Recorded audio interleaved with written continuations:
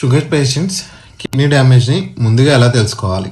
ఇది షుగర్ ఉన్న ప్రతి ఒక్కరు తెలుసుకోవాలి, అలాగే షుగర్ ఉన్న వాళ్ళకి మీరు చెప్పాలి.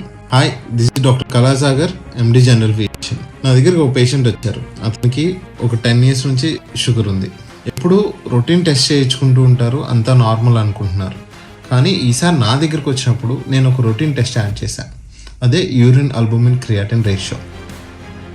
కిడ్నీ ఒక ఫిల్టర్లా పనిచేస్తుంది. కిడ్నీ డ్యామేజ్ అవ్వడం మొదలైనప్పుడు ప్రోటీన్ అంటే అల్బుమిన్ యూరిన్లో లీక్ అవుద్ది.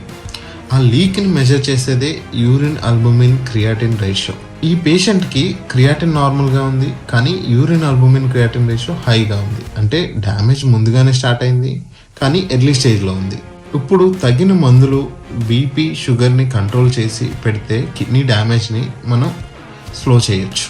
ఎప్పుడు మీరు షుగర్ టెస్ట్ చేయించుకుని క్రియాటిన్ టెస్ట్ చేయించుకుని అంతా నార్మల్ ఉంది అనుకోవద్దు. షుగర్ నిశ్శబ్దంగా కిడ్నీస్ని వాడు చేయొచ్చు. సంవత్సరానికి ఒక్కసారైనా ఈ టెస్ట్ మీ రొటీన్ టెస్ట్లో ఇంక్లూడ్ చేసుకోండి, యూరిన్ అల్బుమిన్ క్రియాటిన్ రేషియో.